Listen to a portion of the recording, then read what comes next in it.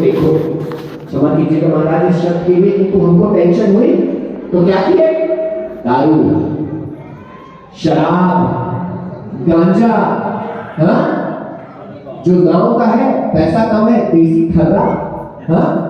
जो शहर का है वो अंग्रेजी, जिसके पास और ज्यादा कुछ कमी है तो या तो गांजा पी रहा है, दवाई खा रहा है, इंजेक्शन दे रहा है, क्या क्या कर रहे हैं?